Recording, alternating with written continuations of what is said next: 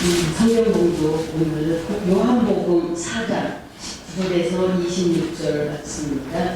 신약 148쪽이에요. 읽겠습니다. 여자가 이르되 주여 내가 분이 선지자로소이다. 우리 조상들은 이 땅에서 예배하였는데 당신들의 말은 예배할 곳이 예루살렘에 있다 하더이다. 예수께서 이르시되 여자여 내 말을 믿으라. 이 산에서도 말고 예루살렘에서도 말고 너희가 아버지께 예배할 때가 이르리라. 너희는 알지 못하는 것을 예배하고 우리는 아는 것을 예배하노니 이는 돈이 유대인에게서 나니라. 아버지께 참되게 예배하는 자들은 영과 진리로 예배할 때가 오나니 곧 이때 아버지께서 자기에게 이렇게 예배하는 자들을 찾으시느니라. 하나님은 영이시니 예배하는 자가 영과 진리로 예배할지니라. 여자가 이르되 메시아 곧 그리스도라 하는 이가 오실 줄을 내가 아노니 그가 오시면 모든 것을 우리에게 알려주시리라. 예수께서 이르시되 내가 말하는 내가 그라 하시니라. 아멘.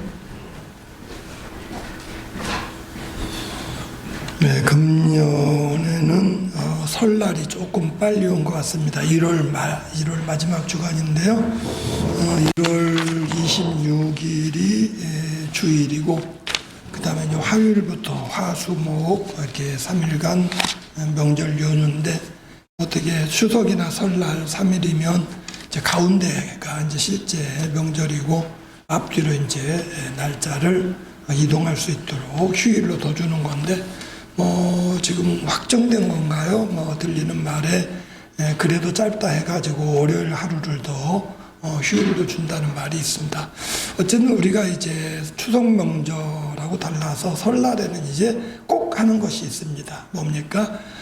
이제 옛날에는 설이 되면은 떡국을 꼭 먹고요. 떡국 먹으면 한 살 더 먹는다고 그랬는데 떡국은 먹지만 나이는 안 먹습니다. 1월달 되니까 친구가 카톡에다 올렸더라고요. 한 살 더 먹었다 그러길래 제가 이게 다시 보내줬습니다. 나이는 안 먹었다 그랬습니다. 왜요? 이제 만으로 따지기로 했으니까 생일이 지나야 나이를 먹는 거고, 그 다음에 그 나이는 옛날보다 한 살 줄은 나이로 먹는 겁니다. 그래서 우리가 한 2년 전 국가 정책 때문에 한 살씩 젊어졌습니다. 그래서 그것도 복인데, 어쨌든 떡국 먹고 또 그 다음 하는 게 뭐였습니까? 꼭 세배를 합니다. 세배를 할 때에 이게 되게 젊은 청년이나 아이들이 조금 부담을 갖습니다. 그냥 엎드려서 그냥 팍 와가지고 어른 앞에 엎드려가지고 무릎 꿇고 이렇게 그냥 한번 꾹뻑 엎드렸다 일어나서 세뱃돈 받으면 그만인데, 사실은 이제 꼭 이제 한마디씩 하는 어른이 있습니다. 이리 와봐. 세배 그렇게 하는 게 아니야. 가르쳐 줄게.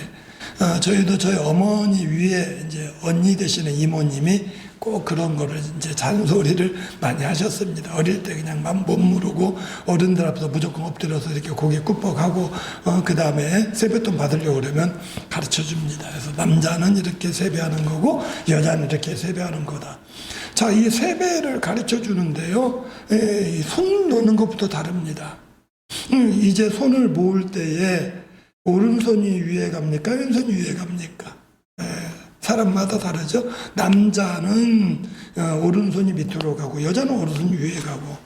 그래서 물어봤어요. 왜 그러냐 그랬더니 오른손이 원래 이제 오른손잡이를 기준으로 무기를 드는 손입니다. 그래서 무기 드는 손을 밑에 감췄다는 것은 공격하러 온 것이 아니라는 것을, 어떻게 보면 나는 공격 의도가 없다는 것을 보여주는 거랍니다. 그래서 남자도 오른손이 위로 갈 때 있습니다. 어떤 때예요? 돌아가신 분 앞에 영정에 절할 때는 오른손이 위로 간다고 그럽니다. 어쨌든 손 놓는 것부터 다르고 무릎을 빼는 순서가 다르고 고개를 어느 정도 엉덩이는 어떻게까지 가르쳐 주는데, 가르쳐 주는 이유가 뭐냐면 세배도 예의이기 때문입니다. 이 절을 하는 게 그냥 무조건 고개만 숙였다는 게 아니라 우리가 절한다는 건 상대방을 존중한다는, 존경한다는, 공경한다는 그런 표시인데, 그 표시를 어떻게 보면은 이 예절에 맞춰서 할 때에 받아들이는 사람이 기분 나쁘지 않은 거고 기분이 흐뭇한 건데, 그 예법을 모르고 한다면은요, 이거는 받아들이는 사람이 오히려 상대방이 기분 나쁠 수가 있는 겁니다.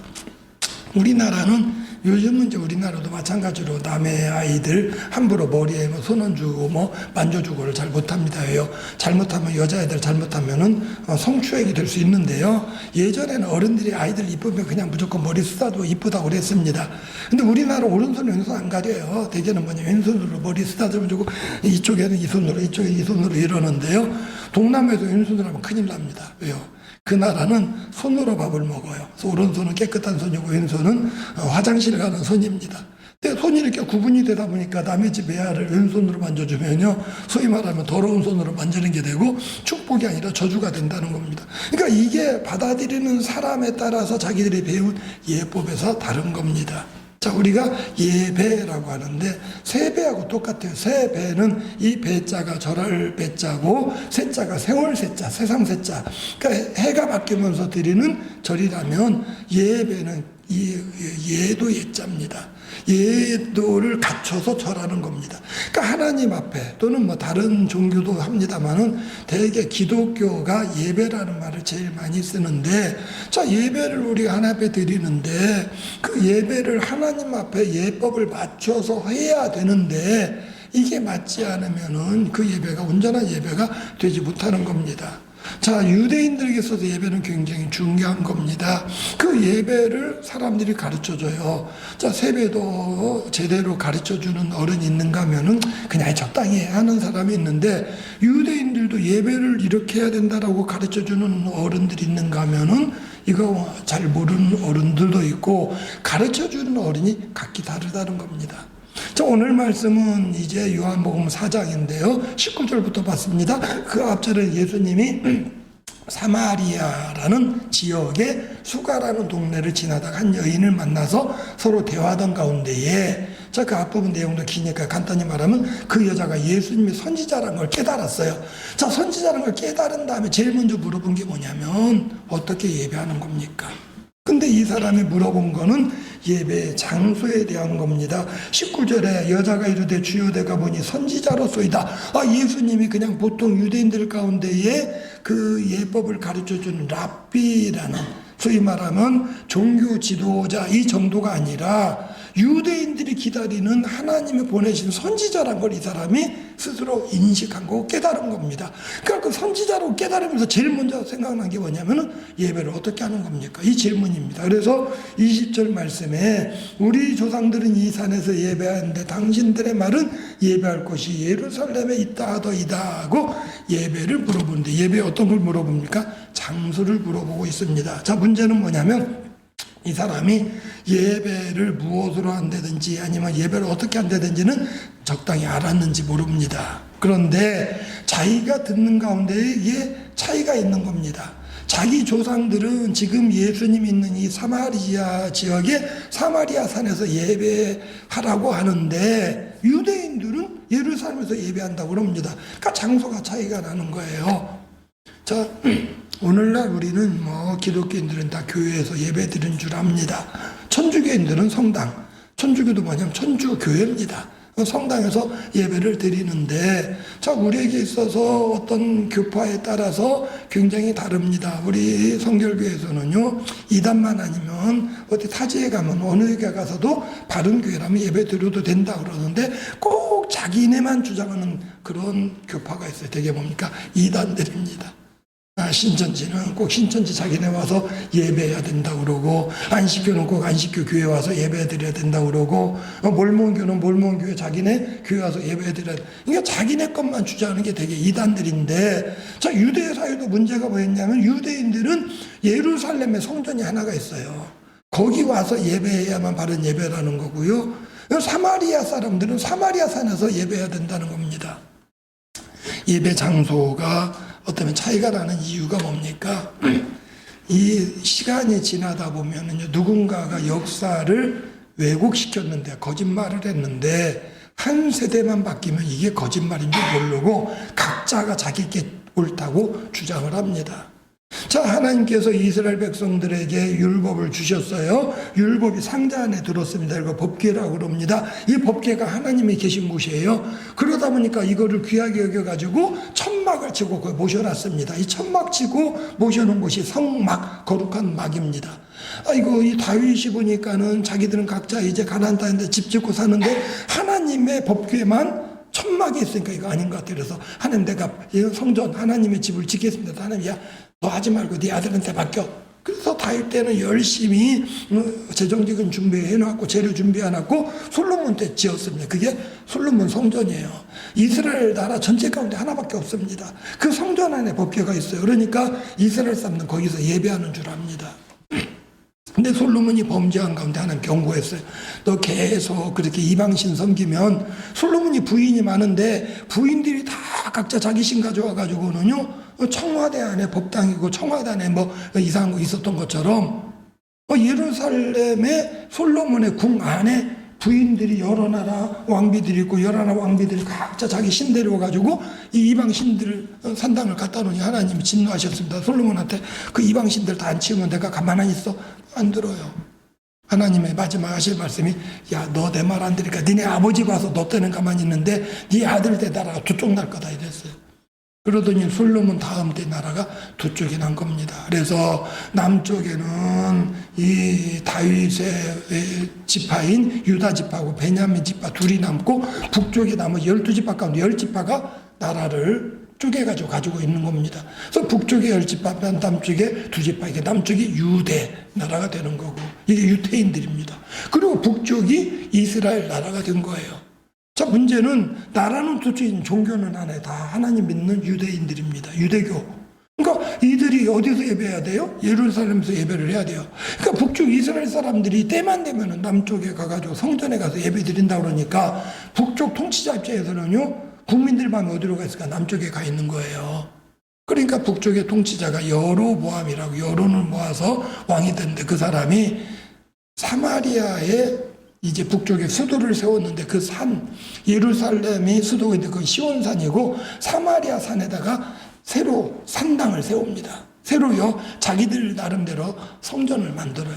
그리고 거기다 신상을 갖다 놓은 겁니다. 그리고 북쪽 이스라엘 사람들, 야, 남쪽 거기 예루살렘에만 하나님 있는 게 아니라 요 사마리아 산에 하나님이 계셔. 너희는 여기서 예배해. 그 당시 사람들은 여로보암이 만들어 놓은 산당이란 거 알고, 신전이란 거 알고, 거기가 하나님의 신전이 아니란 걸 알지만 한 세대가 바뀌니까 그 다음에는요, 그 후손들은 북쪽 사람들은 여기가 하나님 계시고 이렇게 알고 있는 겁니다. 그게 쭉 내려왔어요. 그러니까 예수님 당시에 사마리아전, 우리 조상들은 여기가 하나님 계시다고 여기 예배하라는데 왜 당신네들은 그 예루살렘 예배해요? 뭐가 맞아요? 이렇게 물어본 겁니다. 자, 그렇다면 예수님 말씀이, 야, 북쪽이 아니고 남쪽이 맞아, 이렇게 하셔야 되는데 예수님 그렇게 하지 아니하시고, 예루살렘에서도 말고 이곳에서도 말고 여기도 아니고 저기도 아니고, 사실은 지금 이 장소가 중요한 게 아니라고 말씀하셨습니다. 그러나 분명한 것은 이 산도 아니고 저 산도 아니라고 그러는데 근본은 말씀하십니다. 이제 21절 말씀에 내 말을 믿으라. 이 산에서도 말고 예루살렘에서도 말고 너희가 아버지께 예배할 때가 이르리라.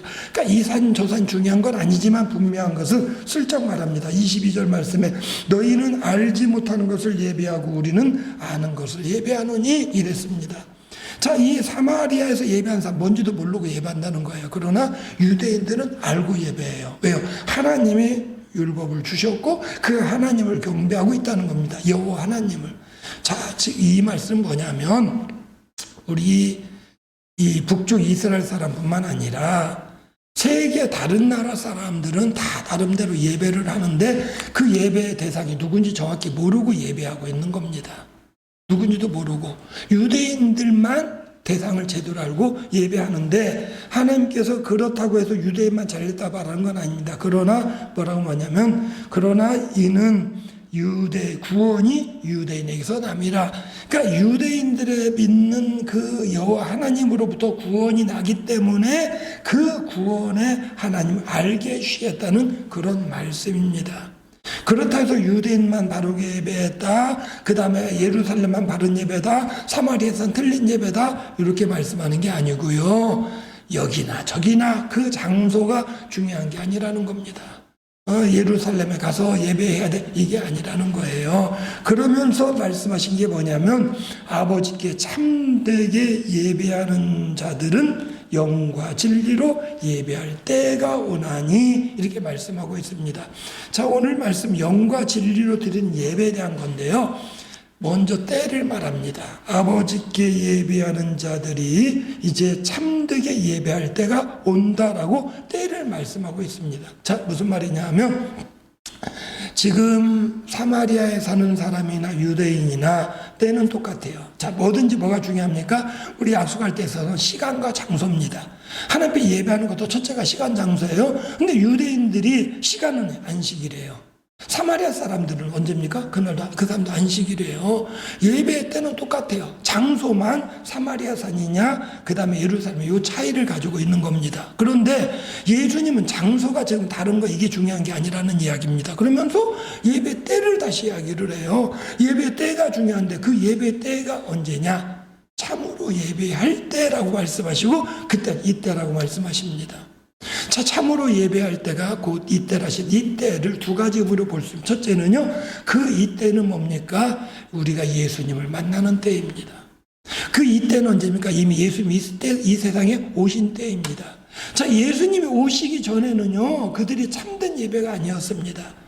전부가 뭐예요? 매번 하나님 앞에 제사할 때마다 짐승을 잡아서 그 짐승의 피로서 하나님 앞에 제사를 하고 우리 죄를 사해 주셔야지만 또 죄가 또 있습니다. 근데 예수님이 오심으로 인해서 예수님이 우리의 모든 죄를 사해 주셨고 예수를 믿는 믿음 안에서 우리를 거룩하게 하셨습니다. 예수님이 이 땅에 오심으로 비로소 하나님 앞에 온전한 예배를 드릴 수가 있는데, 예수님이 그 사마리아 여인을 만난 가운데 하신 말씀이 이제 참으로 예배했다고 하는데, 이때라고 하신 게 뭐냐? 예수를 만난 때입니다. 한편으로는 예수님이 이 땅에 오신 때입니다. 우리가 예배하는 데 중요한 거는요, 어떻게 보면은 가장 중요한 게 내가 어디서 예배 드릴 건가 하는 것보다는요, 주님을 만났느냐 만나지 못했느냐, 주님과 함께 하느냐 하지 못하느냐 하는 건데, 이미 이 땅에 예수님이 오심으로 인해서 이제 우리는 예배할 때를 허락받았습니다.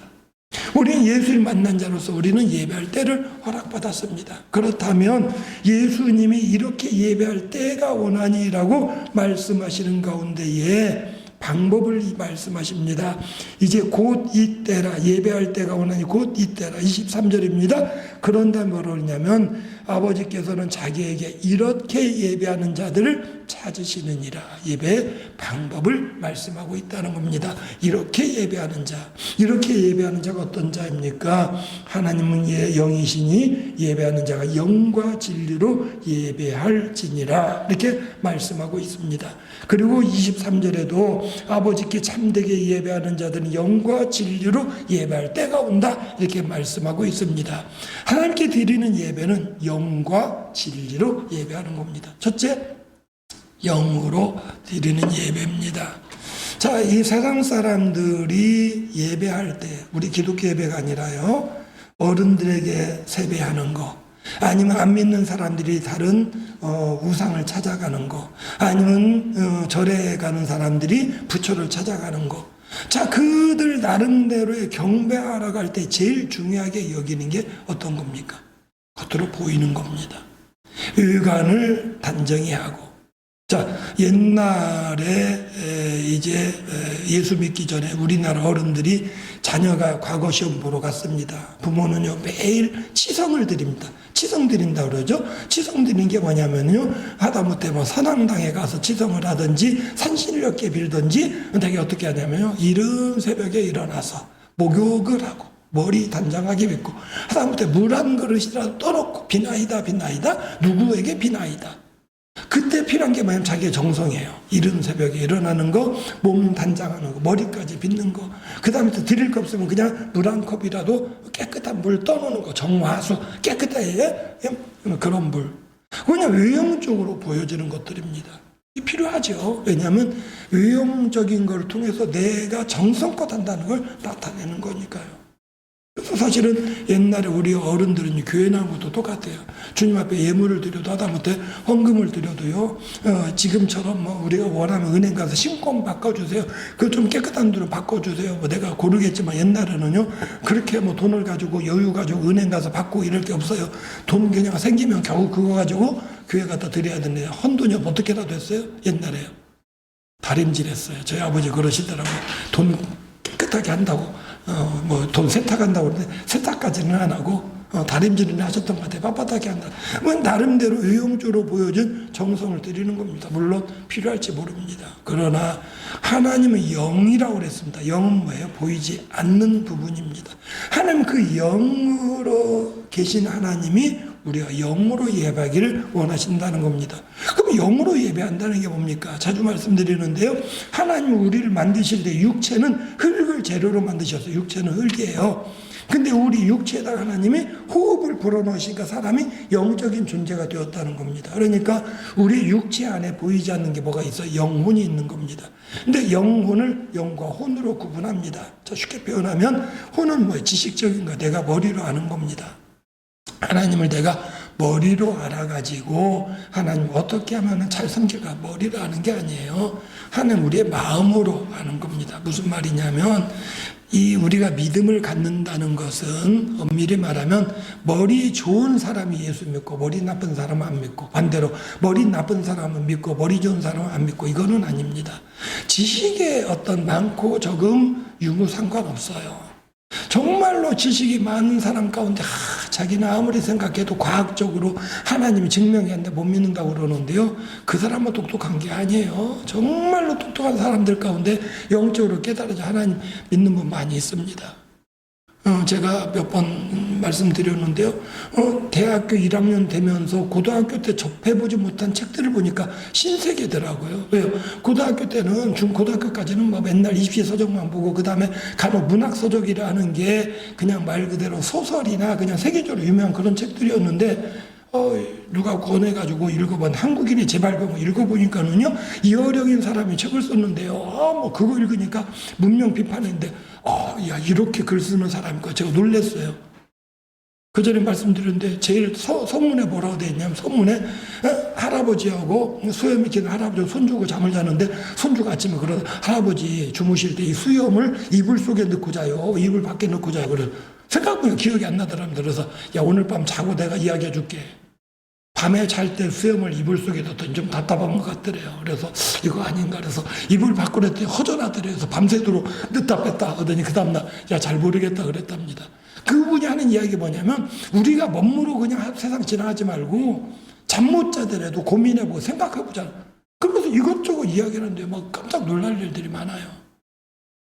그 중에 하나가 깨달았던 게, 저도 그런 말벌이 있는데, 잠이나 자자. 왜 낮자를 붙이자는 겁니다. 잠자고 싶으면 잠이 자는 거. 그러니까 낮자 하나가 들어옴으로써 할 거 없으니까 마지 못해. 다른 거 할 거 없으니까 잠이나 자자. 할 일 없으니까 텔레비나 보자. 왜 낮자를 붙이자는, 제목이 나나의 비극. 한국인들이 이게 말버릇이 자기 스스로를 어떻게 보면 나쁘게, 자기 귀한 시간을 잠이 필요하면 잠자자, 놀고 싶으면 놀자, 이게 아니라 잠이나 자자, 뭐나 하자. 그런 글들, 야, 이런 사람 있구나. 근데 예수는 안 믿었어. 지식은 높은데, 굉장히 똑똑한 분이에요. 뭐 그분 글 많이 읽었는데 신앙적인 건 하나도 없어요. 제가 나이 들어 어느 날 보니까 이분의 딸이 예수 믿었어요. 이분의 딸이 목사가 됐어요. 이분의 딸이 먼저 아들이 죽었는데, 이 딸이 아버지도 먼저 죽었어요. 딸이 죽으면서 아버지를 전도했어요. 이분이 자기 딸이 믿는 하나님 믿어보겠다더니 이분이요, 뒤늦게 예수 믿었어요. 그러니까 그분의 마지막에 쓴 책이요, 그분이 지성으로 머리 좋은 걸로 유명한 분인데, 지성에서 영성으로. 한번 기회 있으면 찾아 읽어보세요. 지성에서 영성으로. 정말 감동적입니다. 그러니까 지식적인 사람이 영적인 사람으로 변한 거예요. 자, 영이라는 게 뭐냐? 우리의 속에 있는 감동입니다. 이제 한번 말씀드렸는데, 우리가 누군가 놀라운 일을 할 때는 감탄을 해요.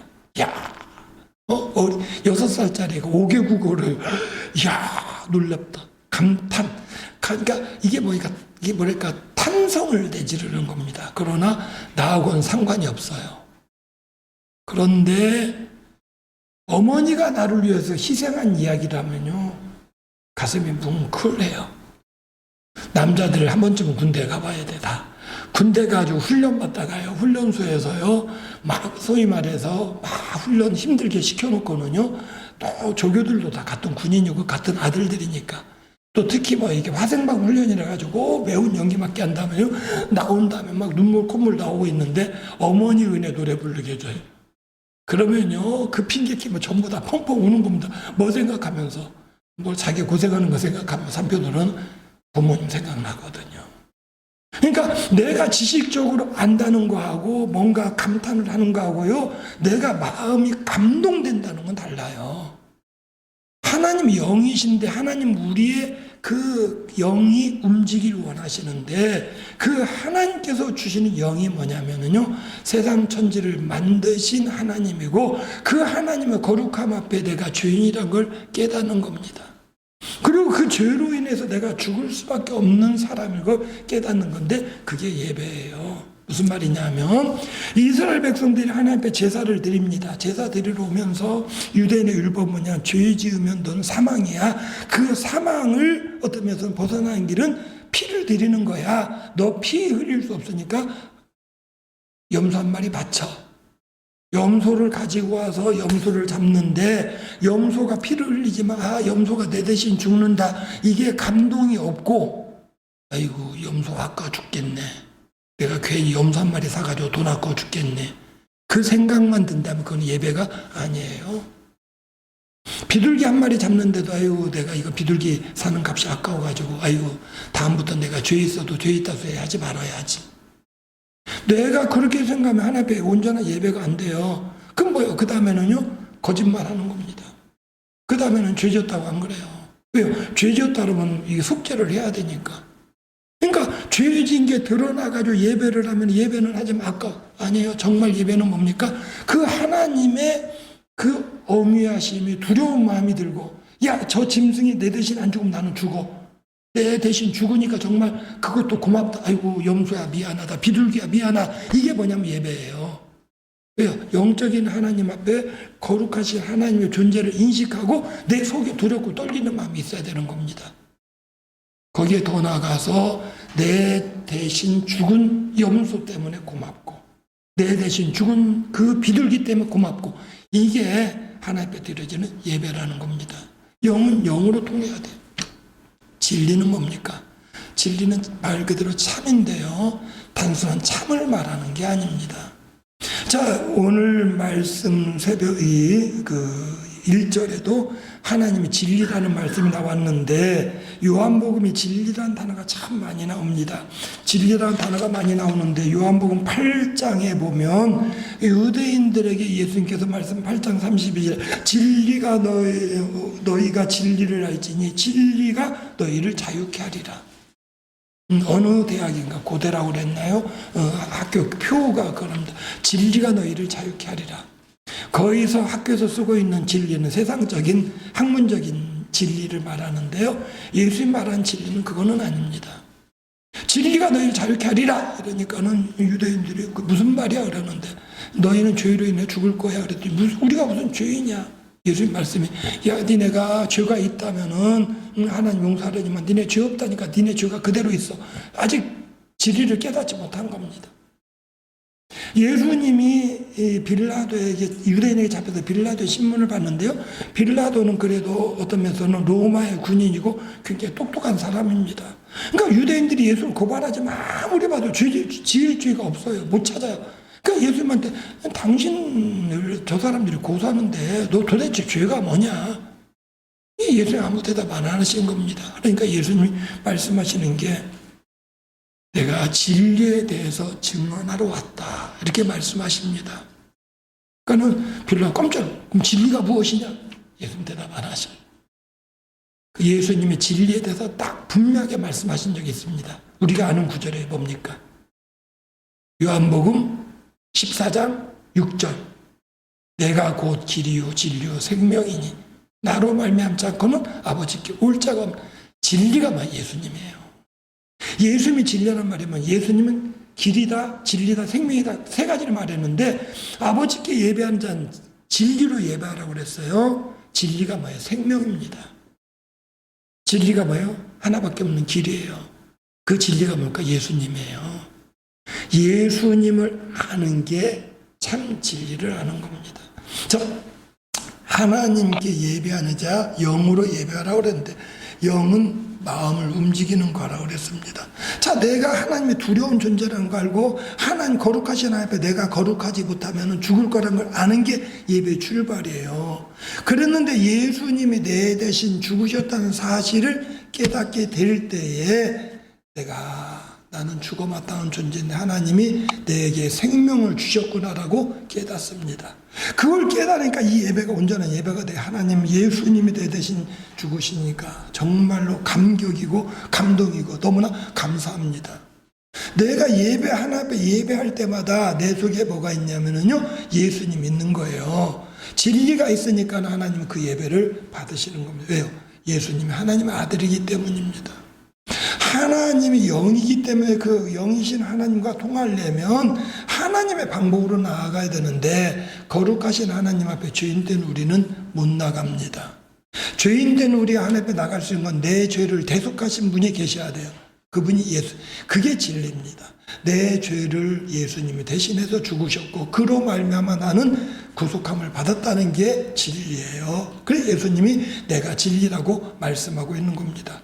그 예수님 아니면 우리는 예배가 하나님 앞에 못 나갑니다. 자, 예배는 지금 우리가 대예배 드리는 것처럼 어떤 순서에 따라서 묵도도 하고 대표 기도도 하고 성경 봉독도 있고 봉헌도 하고 말씀도 듣고 이것만이 예배가 아니라요. 내가 혼자서 집에서 드리는 기도도 예배입니다. 그러나 그 모든 예배 가운데 우리의 모든 기도 가운데에 꼭 빠지지 않는 게 있습니다. 뭐예요? 예수님의 이름으로 기도합니다. 그 의미가 뭐냐면 그 전에 말씀드린 것처럼 자 우리가 이게 예배 처음 이렇게 기도에 익숙하지 않은 사람은요 실수를 합니다. 대표 기도 시켰더니 기도 길게 하다가 순간적으로 어떻게 끝내야 할지를 모르겠어요. 그러다가 말이 이만 줄입니다. 끝 이러고 끝난다든지 극단적인 경우겠습니다만은 순간적으로 예수님의 이름으로 얘기 안 나오고 하나님의 이름으로 기도합니다 이런다든지 자 그러면 우리가 배운 것만 예수님의 이름으로 기도합니다 이래야 하나님 받으신다고 그랬는데 예수님의 이름이 빠졌으면 기도가 마무리가 된 겁니까 안 된 겁니까? 아직도 모르시는 것 같아요. 기도가 마무리 안 됐다 생각하는 사람 흔들어 보세요. 된 거는 같은데 자 그러면은 우리가 기도하는 내용이 쭉 모아졌다가 예수님의 이름으로 기도합니다 하는 순간 쏙 올라갑니까? 아니면은 쭉 기도하는 게 위로 올라갔다 하나님 다 들으셨다 예수님의 이름으로가 빠지니까 밑으로 뚝 떨어집니까? 둘 중에 뭐? 우리가 예수님의 이름으로 기도한다는 것은 우리의 인식입니다. 그러니까 우리가 옛날 아라비아 동화에 나오는 것처럼 열려라 참깨 꼭 참깨가 들어가야 문이 열리고 저도 까먹었어요. 매번 생각에 이거 아랍의 원어를 찾아봐가지고 거기도 참깨라 나온 건지 우리 번역에만 참깨인지 찾아본다면 한 번도 못 찾아봤는데 누가 한번 시간 나면 찾아보고 알려주세요. 근데 우리는 주문이 아니에요. 예수님 이름으로 이 말이 안 들어갔어도 우리 기도 가운데 뭐가 있어요? 내가 기도한 건 누구 때문에 하는 거예요? 예수님 때문에 하는 거예요. 내가 남의 집, 부잣집, 재벌집에 이렇게 들어가 보는데 재벌집에 내가 갈 수 있는 건 누구가 있어서 그 집 아들이 친구라서 가보는 거지. 그 집 아들로 친구 아니면 나는 그 집에 못 들어가요. 하나님의 아들이 나를 대신해서 죽으셨어요. 그 하나님의 아들이 내 이름으로 무엇이든지 구해. 그러면 들어주실 거야. 그러니까 우리가 기도할 때 단어상으로 혹시 내가 까먹었어도 내 마음 가운데 기도는 뭐가 있어요? 내가 누구 때문에 기도하는 거예요? 누구 믿고? 예수님 믿고. 그러니까 우리는 늘 이 기도에는 누가 있어요? 예수님이 있어요. 우리의 예배는 누가요? 진리이신 예수님 있는 거예요. 진리이신 예수님한테 외형적으로 보여지는 예배가 아니라 마음 깊은 곳으로 우러나는 하나님 나는 정말 죄로 인해 하나님 앞에 죽어요. 아유, 나 감히 하나님 앞에 웃어요. 근데 예수님 나 위해 죽은 게 너무나 감동이에요. 나 그 예수님 때문에 하나님 앞에 예배합니다. 이게 하나님 앞에 드려지는 예배입니다. 하나님 앞에 예배할 때마다 물론 우리가 세상적으로 정성껏 예배 드리려고 그래도 주일날 옷 단정하게 입고 시간 늦지 않으려고 애쓰고 그 다음에 내가 나름대로 교회에서 봉사하려고 애써요. 그리고 내가 예물도 드리려고 했어요. 그러나 그런 모든 것들이 내가 갖춰지지 않는다 할지라도 주님 앞에 날 위해 십자가에 죽으신 그 예수님의 사랑, 하나님은 그 예수님을 내게 보내주셨고 그 예수님 때문에 하나님 나를 받아주신다는 사실을 내가 깨닫고 감사 감격해 예배를 드리면 하나님 예배를 받으십니다. 오늘도 하나님은 이렇게 예배하는 자를 찾으신다라고 말씀합니다. 오늘 그렇게 예배하는 가운데에 하나님 우리 예배를 받으심을 기뻐하시는 우리 모든 성도님들이 되시기를 주님의 이름으로 부탁을 드립니다. 날 위하여 십자가에 죽으시고 그 은혜로 말미암아 죄인된 내가 하나님 앞에 서게 하시오니 감사함을 드립니다.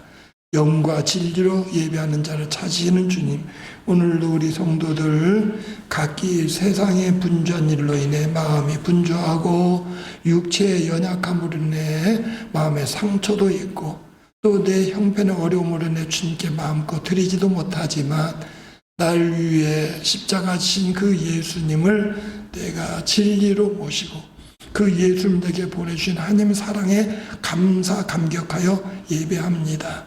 또한 내가 매일의 생활 가운데에 주님 앞에 기도로 예배하오니 그 예배 가운데도 날마다 응답하여 주시옵소서.